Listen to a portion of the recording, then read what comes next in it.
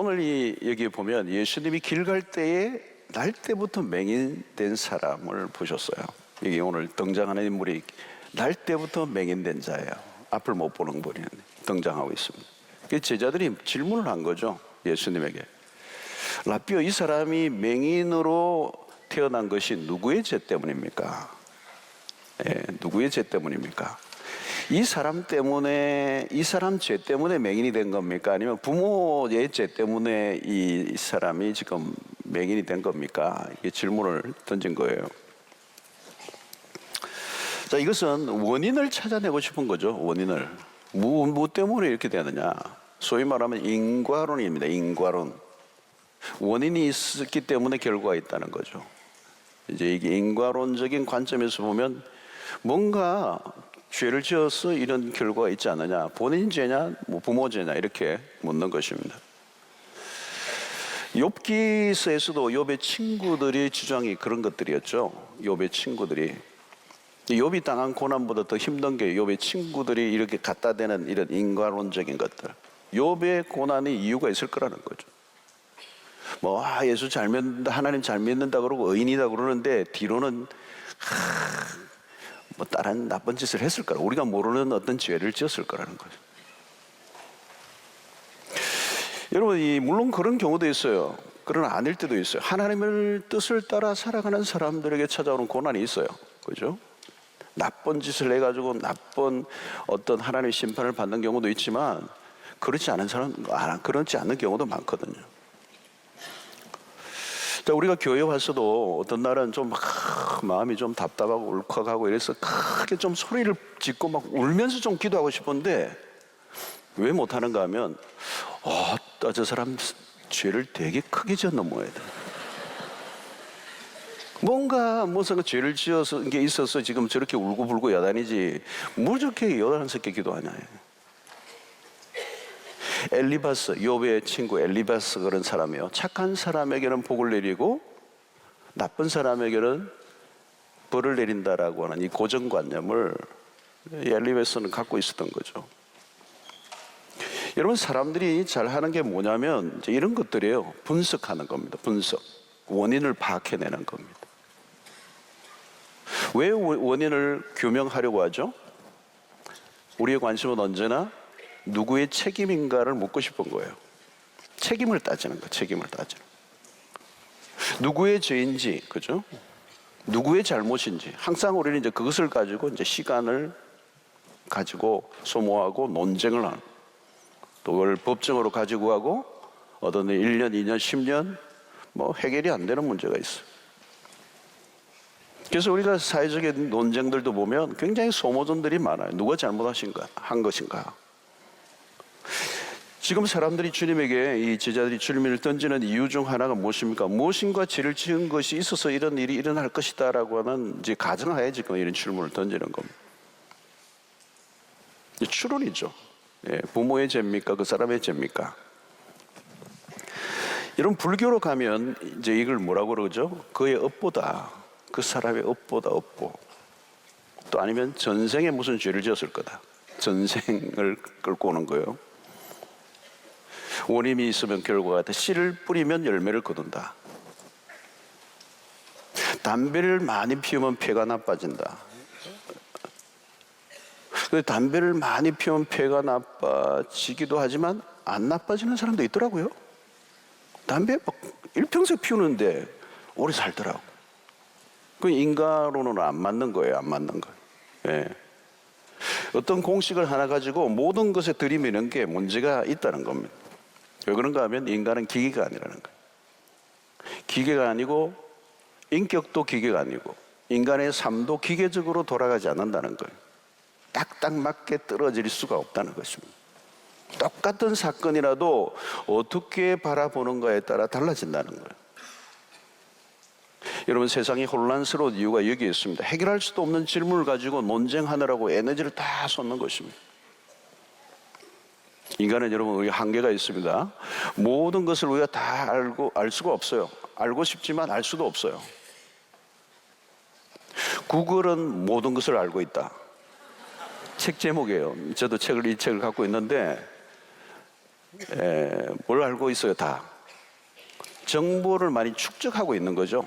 정보를 많이 축적하고 있어요. 구글이, 그죠? 우리가 뭔가 검색하고 하면 다 그게 이제 데이터베이스가 돼서 그게 이제 정보에 축적을 해서 이제 어떤 정보를 원하는 사람이 검색하면 알려주는 겁니다. 그러니까 그 정보 중에는 잘못된 정보도 굉장히 많고요. 또 그 정보가 어떤 정보는 잘못된 정보로 사람을 죽일 수도 있는 겁니다. 요즘 여러분 인터넷에 들어가면 건강에 대한 정보도 굉장히 많죠. 제가 혈압에 대해서 건강 정보를 한번 검색해 봤더니 굉장히 많더라고요. 근데 그대로 막 이론이 달라요. 그대로 하면 잘못하면 혈압이 올라가더라고요. 여러분, 우리가 어떤 것이든 조금 알 때는 모르지만 알면 알수록 심각해져요. 조금 들여다보면 더 알아가는 게 아니라 공부를 하면 할수록 뭐가 와요? 모르는 게 더 많아져요. 그죠? 우리는 무엇인가 알고 싶어야죠. 그죠? 오늘 시대는 알고 싶어서 우리는 그냥 검색하느라고 시간을 다 보내요. 검색. 자, 근데 오늘 예수님에게 지금 이 제자들이 그 질문을 한 거예요. 검색한 거 예수님을 딱 쳐가지고 이 사람이 무슨 죄로 이런 날 때부터 맹인이 됐습니까? 알고 싶은 거 알고 싶은 거. 자, 근데 예수님은 이 질문에 답을 안 하세요. 답을 안 하세요. 언급을 하지 않아요. 그 원인에 대해서 언급을 하지 않았어요. 그러니까 우리가 예수님의 접근 방식을 좀 보아야 됩니다. 예수님이 어떻게 이런 부분에 대해서 접근하시는가. 주님은 논쟁에 휘말리지 않으셨어요. 원인을 따지고 책임을 누가 져야 하느냐 이런 데 초점을 갖고 있지 않았습니다.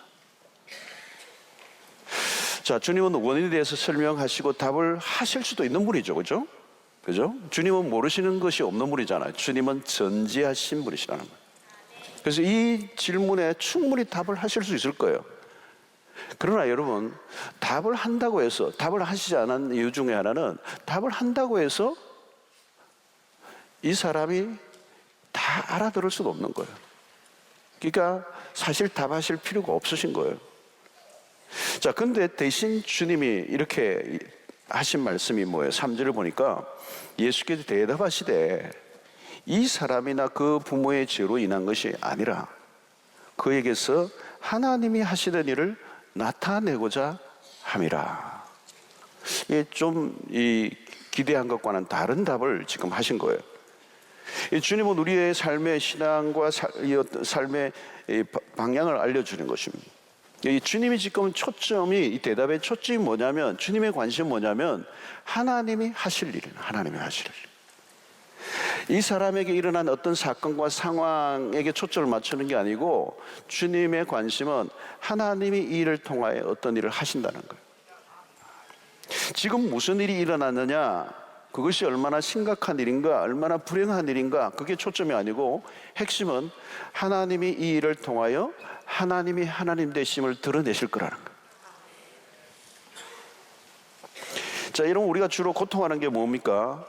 일어난 일 자체 때문이 아니에요. 우리가 고통하는 이유는 그 일에 대한 접근 방식 때문에 고통합니다.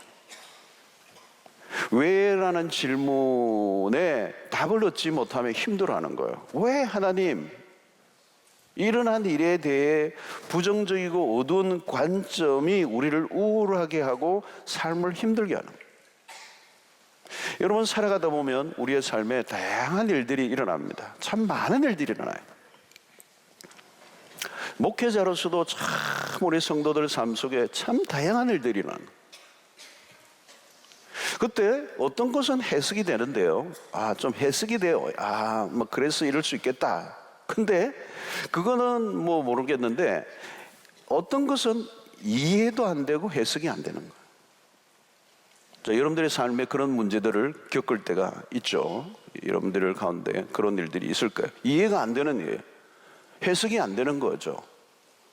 그래서 우리는 그때 어떻게 하죠? Why? 그래요. Why? Why? Why me? 이 영어가 좀 더 와닿지 않아요, 여러분? What's wrong? 그래요. 그죠? 무엇이 잘못됐는지. Why me? 왜 나에게 이런 일이 났는가? Why라고 하는 질문을 하는데 답이 안 오는 거예요. 답이 안 오는 거. 여러분, 원인을 알고 싶을수록 더 미궁에 빠져버리는 거예요. 그리고 고통은 더 깊어지는 것입니다. 답을 얻지 못하니까. 그 원인을 파악하면 문제가 해결될 것 같은데 그 원인을 모르는 거예요. 자, 근데 오늘 주님은 지금 우리에게 어떤 이유와 원인에 대해서보다는 일어난 일을 통하여 하나님이 무슨 일을 하시려고 하시는 거예요. 중요한 관점입니다. 하나님이 하실 일을 드러내실 것이다. 여러분, 하나님이 쓸데없는 일을 하시는 분이 아닙니다. 어떤 것이라도 하나님의 손에 붙잡혀지면 상황이 완전히 달라질 수 있습니다. 여러분, 좋은 작품도요, 우리의 손이 이렇게 닿으면 망가져요. 왜냐하면 우리가 화가보다 작가보다 실력이 모자라기 때문에 그러죠. 그러니까 아무리 망가진 거라도 대가의 손에 딱 잡히면 슥슥슥 몇 군데 탁탁탁 했는데 이게 작품이 돼버려요. 그런 거와 똑같아요. 아이들이 그냥 막 낙서해 놓은 건데요, 대가가 탁 잡고 몇 개를 탁탁 붙여놨는데 이게 작품이 돼버려요. 네. 여러분, 우리가 이 자녀 교육도 마찬가지죠. 자녀 교육도 부모가 망치는 경우가 많아요. 어떤 집은 보니까요, 부모가 자녀 같아. 엄마가 자녀들이 막 부모를 걱정해주고 막 우리 부모님 위해서 기도하고 사고는 부모가 치고. 그러니까 부모 자체가 모순토성이기 때문에 그 손이 닿을수록 자녀는 더 망가지는 거예요. 자녀들이 망가지는 경우들이 그런 게 많아요. 우리의 삶도 마찬가지입니다. 우리의 삶에 망가진 것들을, 그 망가진 것이 하나님의 손에 들어가면 상황이 달라져요. 어떤 것이든 하나님의 손에 들어가면 달라지는 것입니다. 여러분, 우리의 미래에 대한 기대가 무엇입니까? 우리의 열심이나 능력보다 하나님이 우리의 삶 가운데 일하심을 믿기 때문에요. 여러분, 우리가 생각하고 기도하는 것들이 참 중요하잖아요, 여러분. 그래서 에베소 3장 20절의 말씀이 참 우리가 즐겨 우리가 보는 구절인데요, 우리 가운데 역사하시는 능력대로 우리 가운데 역사하신다는 거예요.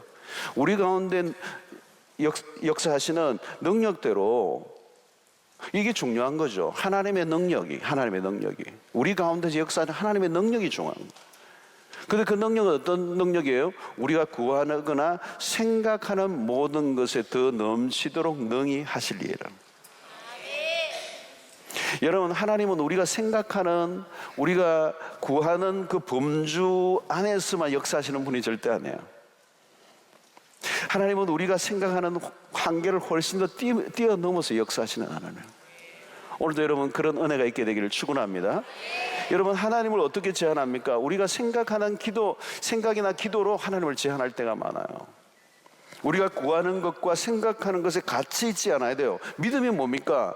우리의 생각과 기도에 제한된 것을 넘어서는 그 지평을 넓혀주는 게 우리의 믿음이죠. 하이디 칸이라고 하는 사람이 두 종류의 생각이 있다고 얘기를 해요. 한 종류는 합리적인 생각이고 다른 한 종류는 영적인 생각이다. 이 두 가지로 이제 구분해놔요. 합리적인 생각이 있고 하나는 영적인 생각이다. 합리적인 생각을 하는 사람은 모든 것을 계산적으로, 타산적으로 생각하고 그 결과에 따라 행동하는 사람들이에요. 합리적인 사고는 필요해요. 상식적인 생각도 중요해요. 그러나 거기에 머물러 있어서는 안 된다는 거예요. 영적 세계는 차원이 다르죠. 상식의 수준을 넘어서는 거예요. 상식을 인정하지만 상식을 넘어서는 거예요. 합리적인 교육만 받고 산 사람이 영적인 세계에 어려움을 겪는 경우가 있어. 영의 세계는 다르기 때문에. 영의 생각은 육신의 생각과 다르다는 거죠. 영적으로 생각하는 사람은 창조적인 생각을 하고 미래를 향해 진취적으로 생각하죠.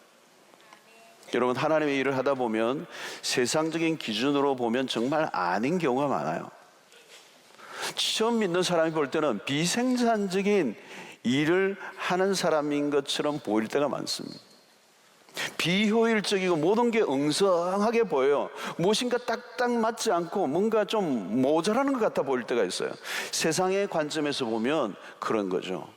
그러나 영적인 세계에서 보면 세상의 관점에서는 딱딱 맞아떨어지지 않고 합리적이지 않지만 그 안에 놀라운 일들을 하나님이 행하시는 거예요. 여러분, 합리성이라는 것은 일종의 틀이에요. 틀. 이 틀은 있어야 됩니다. 그러나 그 틀 안에 갇혀 있어서는 안 된다는 거예요. 그 틀을 벗어나지 못하면 하나님의 역사를 경험할 수가 없습니다. 그런데 이 틀은 자기 힘으로 극복할 수가 없어요. 성령의 역사하셔야 됩니다. 여러분, 가나안의 정탐꾼들의 얘기가 우리가 늘 하는 거잖아요. 10명의 정탐꾼은 사실은 굉장히 합리적인 사람들이에요. 사실이거든요. 사실을 그대로 보았고 그 상황을, 그 성의 거대함과 그 장성한 그 거인들을 보면서 판단한 게 맞아요. 그러나 그 틀 안에서 벗어나지 못한 거죠. 자기 한계 안에서 벗어나지 못하는 거예요. 그러나 여호수아와 갈렙은 뭐예요? 그 합리성을 뛰어넘는 거예요. 여러분, 합리적인 사람은 생각을 너무 많이 해요. 생각을 해야 하지만 생각만 하는 사람은 인본주의로 흐르는 거예요. 그러나 생각을 하지만 그 생각을 기도로 가지고 나아가는 사람은 하나님의 세계를 경험할 수 있을 줄로 믿습니다. 그러니까 여러분, 기도라는 게 굉장히 중요해요. 우리의 생각의 틀을 계속 깨는 작업을 해야 되는 거예요. 기도를 통하여 우리의 믿음이 강화되고 그 믿음의 강화는 우리의 합리성을 초월하는 역사를 경험하는 것이 필요한 것입니다. 여러분, 우리는 환경을 바꿀 수는 없어요. 그러나 생각은 바꿀 수가 있어.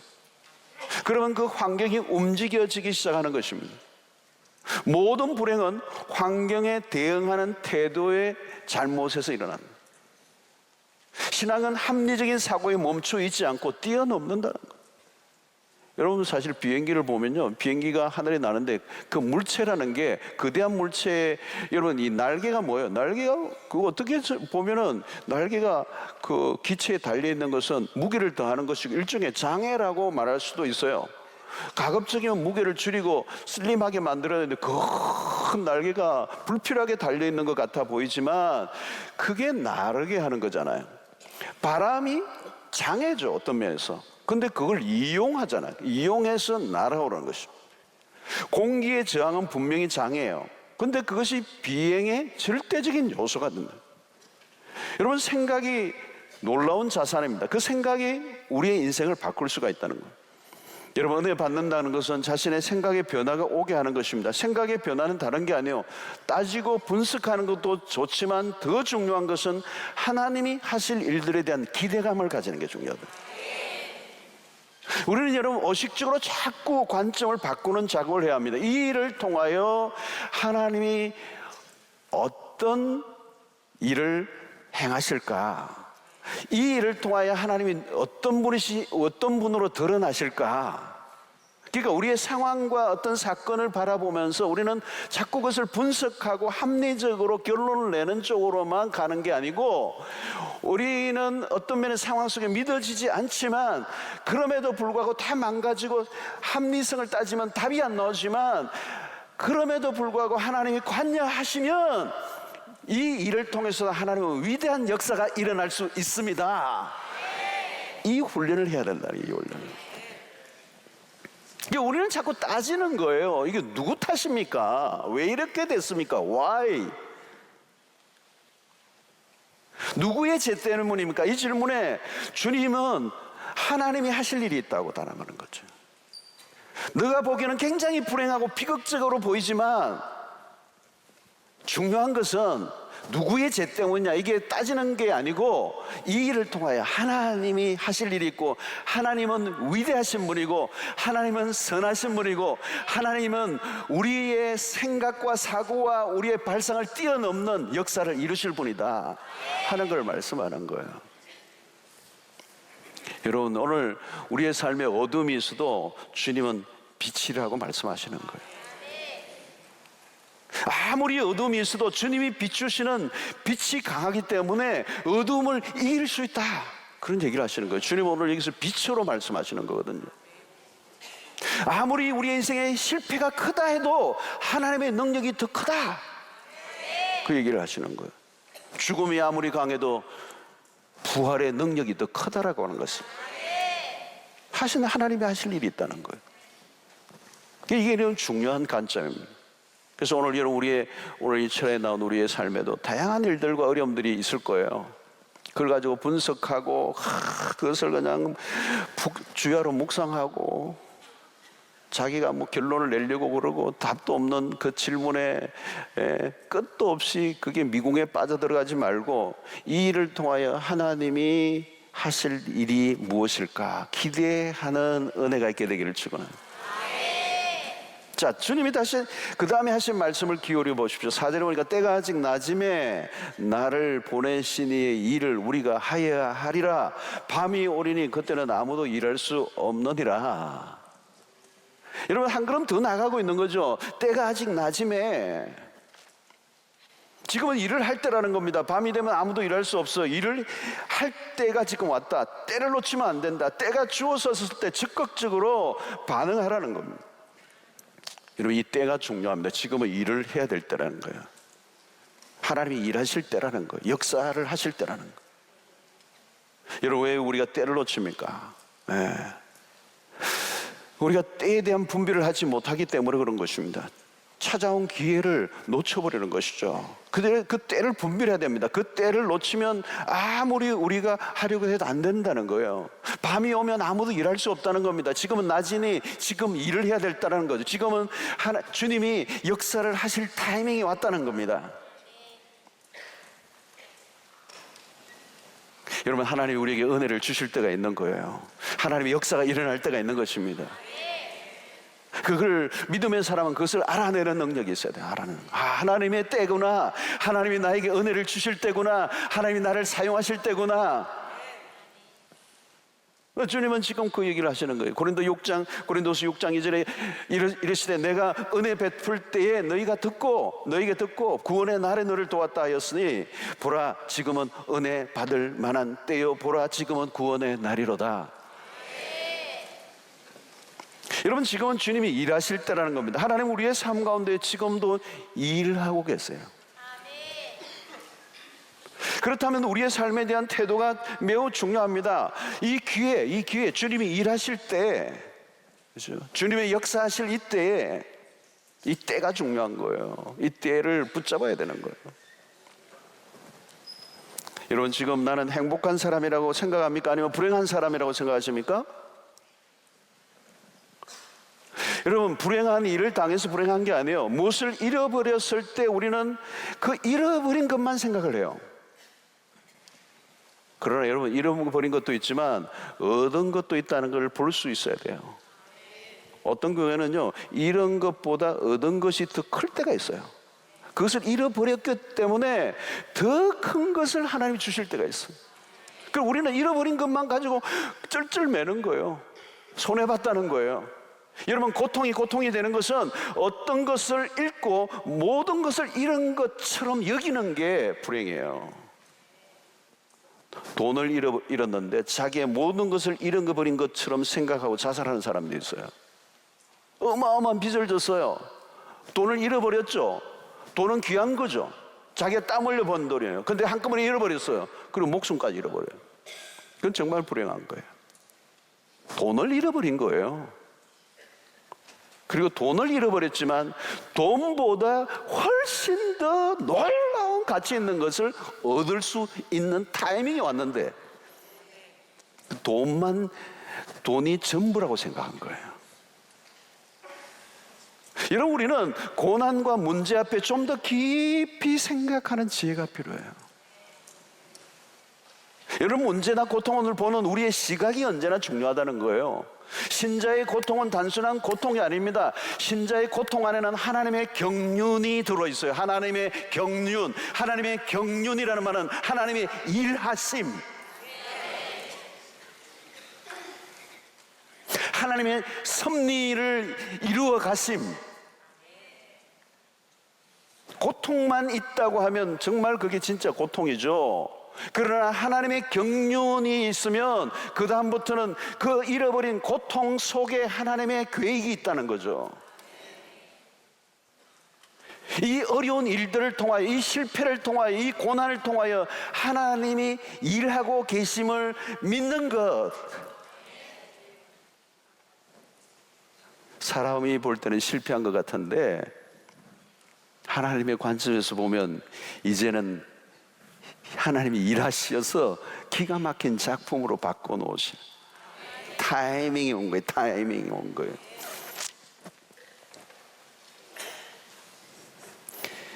여러분, 고난이나 어떤 위기라도 그것이 축복의 기회로 바뀔 수 있음을 믿어야 하는 거예요. 실패가 새로운 기회예요, 여러분. 하나님의 백성들에게는. 제가 보니까요, 그리스도인에게는 실패가요, 축복이에요. 축복이에요. 여러분, 예수를 안 믿을 때는 실패는 실패로 끝이에요. 그게 실패예요. 그냥 실패예요. 실패 이상은 없어요. 근데 그리스도 안에 오면, 하나님의 경륜 안으로 들어오면 하나님의 백성들에게는 실패는 반드시 하나님의 일하심을 볼 수 있는 타이밍이에요. 타이밍. 그러면 여러분, 실패라고 여길 때 가장 절망적인 순간에 우리는 그 속에서 우리는 하나님에 대해서 더 적극적인 태도를 가지는 거죠. 하나님은 그것을 창조적 사건으로 바꿀 수 있기 때문에. 여러분, 물질이 많다고 다 행복하고 기회가 많다는 뜻이 아니에요. 가난이 오히려 기회일 수 있어요. 많이 아멘 안 하는데, 여러분, 가난이 오히려 더 기회가 많아요. 여러분, 물질의 궁핍이 오니까요, 기도가 저절로 돼요. 저절로. 막 배부르고 돈 많았을 때는 기도 셈이나 다니는데도 기도가 잘 안 되는데,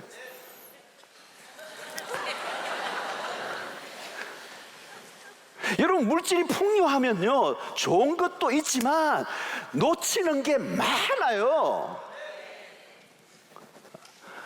지금 막 깨달음이 확 오시는 분들이 몇 분 계세요.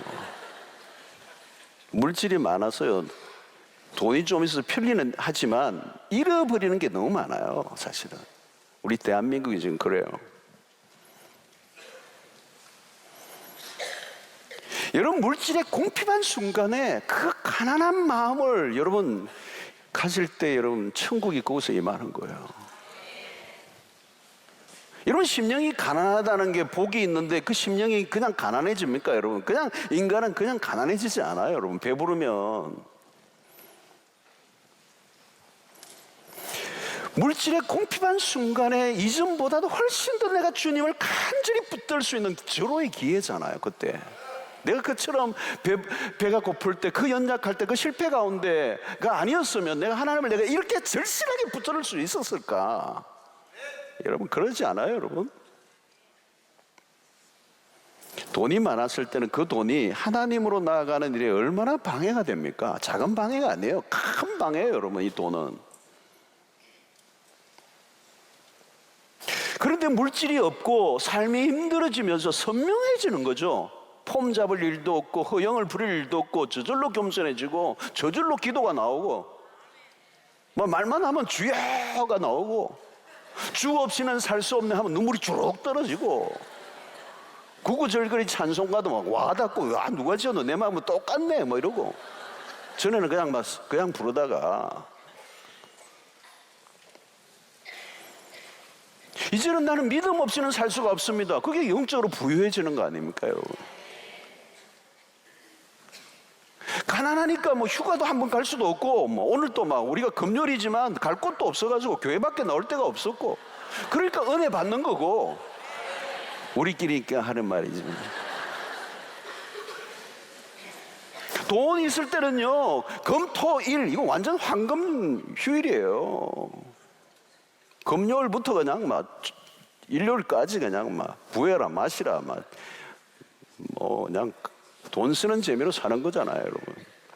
잘 나가면 그러잖아요. 잘 나가면 주말이 황금주일이에요. 매일 위크엔드 막 그때부터 막 그냥 놀 궁리를 하고 돈 쓸 궁리하고. 철학은 무슨 철학이에요?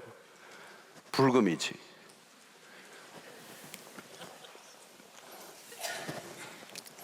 여러분, 실패로 자학하고 불행에 빠지지 말고 오히려 그 실패의 순간에 이전에 내가 주님을 잘 못 섬기고 봉사하지 못한 것을 봉사의 기회로 잡는 거예요. 실직으로 어려우면 그동안 성경 잘 못 읽었는데 돈 번다고 에이 성경이나 열심히 읽자. 그러면 통독도 하고 말이죠. 성경 암송도 하고. 그리고 돈 버느라 운동도 못 했는데 막 3차, 4차 가다가 막 몸 다 골아졌는데 운동도 하고 체력도 기르고 틈틈이 독서도 하고 새벽 기도도 나오고 교회도 왔다 갔다 하다 보면 밥도 막 식당에서 공짜 표도 나오고 막 먹고 그냥. 그래서 기도실에 가서 기도도 하고 막 억지로 할 수 없이 뭐 갈 데가 없으니까 그 뭐 가서 하다가 또 카페에 또 가면은 또 왔다 갔다 하면 또 우리 목사님들 만나가지고 또 한 잔 얻어 먹고 뭐 이래가지고 뭐. 거기 가면 또 꽂혀 있는 책도 읽고요 막. 그러다 보면요 마음에 평안이 오고요 믿음도 생기고요. 아 주님의 교회를 사랑하는 마음도 생기고 막 교회에서 막 봉사도 하고 막 토요일 날 청소하는데 또 교구가 하는데 따라 하다 보니까 또 밥 먹을 때도 같이 먹고 이러면서 막 먹을 일도 많아요. 교회 와보세요. 얼마나 먹을 일이 많은지 굶지 않아요. 그래서 영적으로 막 어쩔 수 없이 코너에 몰려 기도실에 가고 기도하고 영적으로 체력적으로 정신적으로 무장하는 기회를 삼고 있으면 어느 날 기회가 와요. 또 인생이라는 뭐 기회가 오는 거예요, 여러분. 하나님이 기회를 주시는 거예요. 네, 그런데 뭐 실패했다고 이불 뒤집어 쓰고 교회는 더 안 나오고 먹지도 않고 죽는다 그러고 TV나 보고 영원히 공부해가지고 그러면 살 수가 없는 거죠, 여러분. 여러분 보십시오. 가진 것도 기회고 못 가진 것도 다 기회예요. 건강한 것은 건강한 대로 기회고 병이 들어도 그것이 기회가 되고 어떤 경우가 병이 있어서 금식하고 기도하다가 큰 은혜를 받는 경우가 많잖아요, 여러분. 막 이래 죽으나 저래 죽으나 죽는다 그러고 막 금식하고 하다가 불 받고 말이죠. 어떤 분은 아이가 아파가지고 병원에 입원해가지고 막 너무너무 힘들었는데 옆 사람 전도해가지고 한 사람 구원하고 그 애 하나 아팠으면 병원에 못 갔을 거고 병원에 안 갔으면 그 사람 못 만났을 거고 전도 못 했으면 그 사람 영혼이 어떻게 될지 모르는데 힘든 일들 때문에 잠이 안 와서 철학기도에 왔었는데 처음에는 그냥 잠이 안 와서 한번 놀기 삼아 왔는데 그 발길을 잘못 들려가지고 그날 이후로 계속 다닌다는 거 아니에요. 은혜를 받은 거예요. 여러분 우리 철학기도는요 위력이 있어요. 한 방에 끝나는 일이 많아요. 온 날 그냥 뒤집어 쓰고요. 온 날 들어오는 순간 막 방언이 터져버리고요. 온 날 그냥 막 문제가 해결되고 처음 온 날이 굉장히 중요해요. 한번 발길 잘못하면 큰일 나요. 일평생 다녀야 돼요. 그 은혜가 임하고 막 그냥 사업 때문에 잠이 안 와서 불면증에 그냥 치라고 왔는데 그냥 은혜 받고 불 받아가지고 사명이 생기고 중보기도의 사명을 받고 인생이 바뀐 거예요. 여러분 고통이다 혹은 불행이다고 말하지 마세요. 그 모든 것이 하나님이 나에게 주신 기회고 하나님이 일하실 타이밍이 왔다는 거예요. 타이밍이 왔다.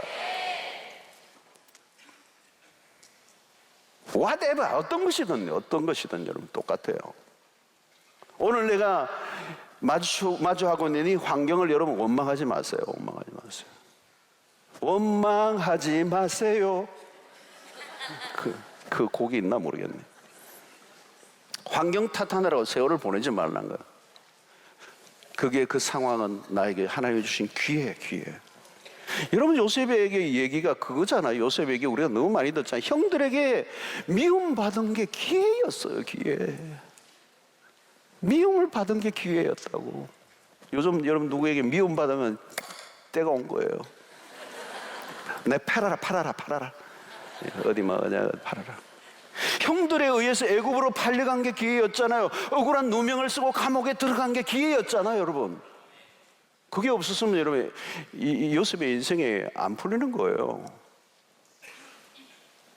다니엘이 포로로 붙잡혀 바벨론에 간 게 기회였어요. 여러분, 모세가 나일강에 떠내려 간 그게 기회였다고. 기회. 인생이 막장이고 끝나는 것 같은데 아니에요. 공주의 아들로 자라난 것도 기회이지만 애굽의 왕실에서 미디안 광야로 쫓겨난 것도 기회였다고.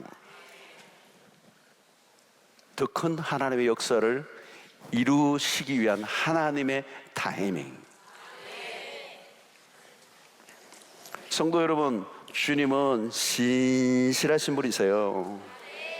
오늘 3절에서도 보면 하나님이 하시는 일, 여기 굉장히 포인트가 있어요. 4절에서도 나를 보내신 이의 일을 하여야 하리니. 요한복음 5장 17절에 뭐라고 말합니까? 예수께서 그들에게 이르시되 내 아버지께서 이제까지 일하시니 나도 일한다 하시매. 주님은 아버지께서 일하실 뿐만 아니라 나도 일한다는 거예요. 우리 아버지는 지금도 일하고 계세요.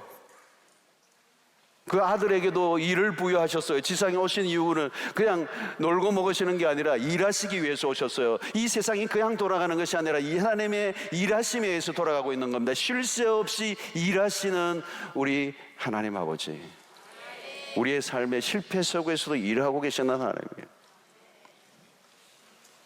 여러분, 오늘 내가 불행하다고 생각하는 사람이 없기를 바랍니다. 모든 것이 하나님의 일하심을 통한 창조적 순간이 바로 우리가 생각하는 고난이고 실패이지만 하나님의 역사가 일어나는 때.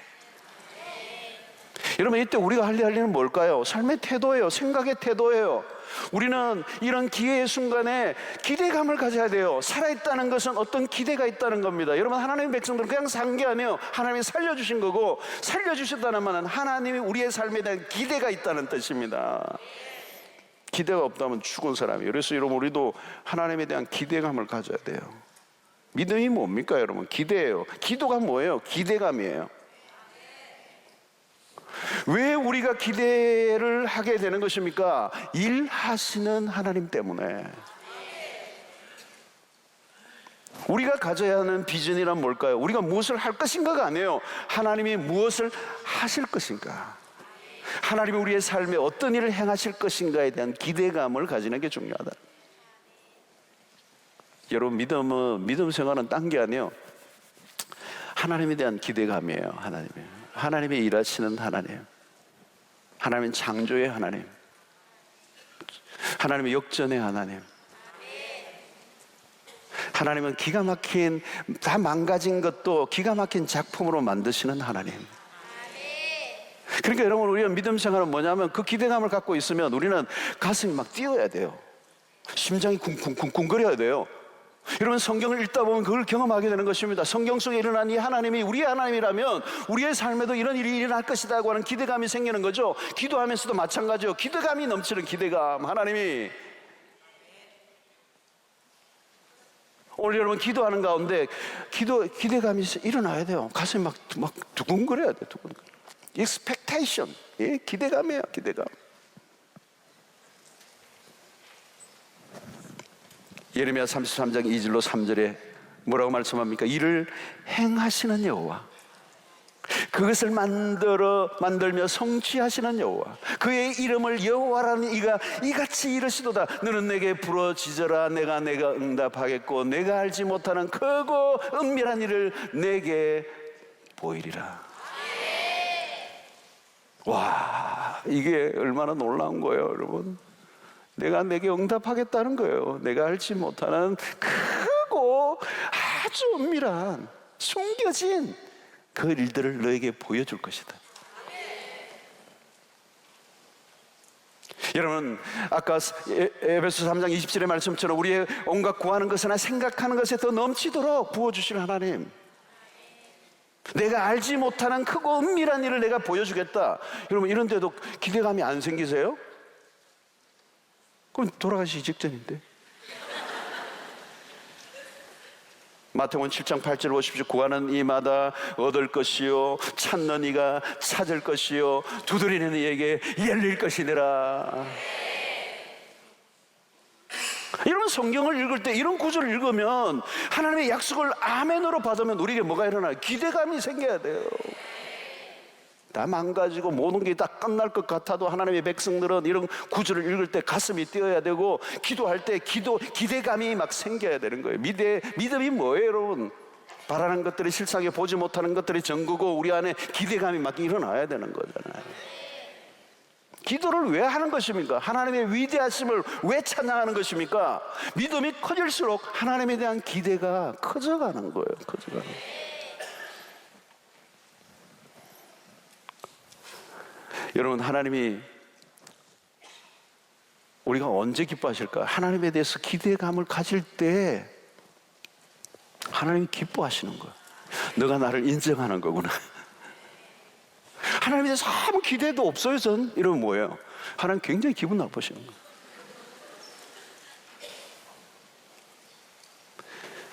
맹인을 통하여 일을 하신다는 것은 무엇을 의미합니까? 당시 시대에서 맹인이란 가장 절망적인 상태에 놓여 있는 사람을 의미해요.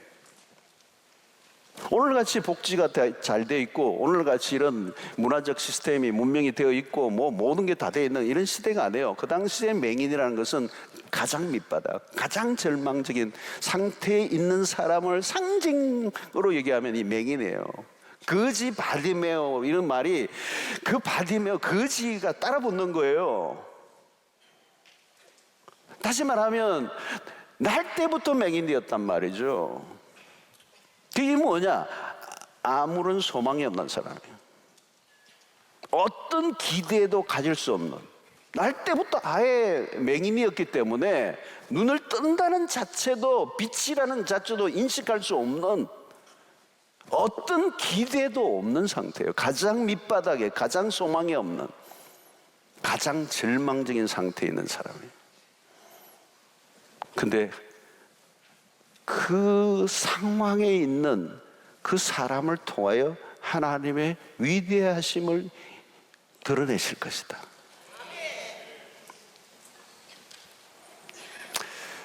성도 여러분, 우리가 한 가지 갖게 되는 확실한 기대가 있어요. 우리는 어떤 일을 당해도 낙심하면 안 됩니다. 믿음의 사람들에게 일어난 일은 하나님이 어떤 일을 하시겠다는 거예요. 그냥 썸씽이 아니에요. 하나님의 어떤 스페셜 썸씽. 여러분, 하나님에게 기대가 있는 사람의 특징은 포기하지 않아요. 낙심하지 않아요. 그리고 원망함이 없어요. 원망함이 없어요. 원망은 뭐예요? 하나님에 대한 기대를 끈 거예요. 하나님에 대한 기대를 포기한 거예요. 그게 원망이 오는 거예요. 무슨 일을 해도 원망하지 않아. 왜? 하나님의 일하심을 기대하기 때문에. 그래서 우리는 뭐예요? 아무것도 보이지 않아도 우리는 먼저 감사하는 거잖아요. 감사해 놓은 거죠. 감사하고 시작하는 거. 하나님, 난 모르겠지만 감사해요. 그게 뭐예요, 여러분? 바울이 얘기했던 범사의 감사잖아요. 왜 우리가 언제나 감사해야 돼요? 하나님이 일하고 계시기 때문에. 하나님은 작품을 만들어서요, 망가졌을수록 하나님의 완성도는 더 높아져요. 우리의 관점은 이렇게 망가졌는데 무엇이 될까? 아니에요. 그렇게 망가졌기 때문에 하나님이 하실 일이 기대가 되는 거예요. 밑바닥에서 하나님이 일하세요. 맹인, 날 때부터 맹인, 인간적인 관점에서 소망의 0.1%도 안 보이는 거죠. 여러분, 오늘 여기 주님이 하시는 말씀을 들어보십시오. 5절에 내가 세상에 있는 동안에는 세상의 빛이로라. 주님은 빛이 되신다는 거. 자, 어떻게 하십니까? 6절 이후에 무슨 사건이 일어납니까? 실로암 목과에서 맹인이 눈을 뜨는 사건이 일어나요. 자, 맹인이 눈을 뜨는 사건이 그 뒤에 이제 따라오죠. 그런데 여러분, 눈을 뜬 게, 맹인이 눈을 뜬 게 초점이 아니에요. 주님이 우리의 빛이 되신다. 어둠 속에서 생명 없이 살던 자들에게 빛이 되신다. 육신의 눈을 뜨고 안 뜨고의 문제가 아니에요. 빛이신 주님을 만나는 게 중요해요. 왜 눈을 뜨게 하신 거예요? 뭐 때문에? 눈을 떠서 할 가장 중요한 일은 뭐예요? 주님을 보는 것입니다. 주님의 위대하심을 보는 거예요. 여러분, 지금도 우리 안에 빛이신 주님이 들어와 계십니다. 더 이상 우리는 어둠 가운데 살아갈 수 없는 존재. 왜? 빛이신 분이 우리 안에 들어와 계시기 때문에.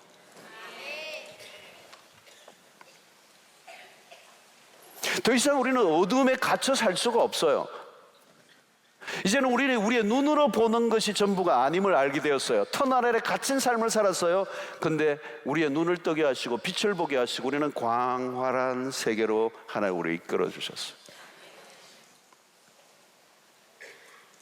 날 때부터 맹인된 자, 빛을 한 번도 본 적이 없어요. 빛을 본 적이 없기 때문에 빛을 갈망하지도 않아요. 빛을 봤어야 빛을 갈망하지.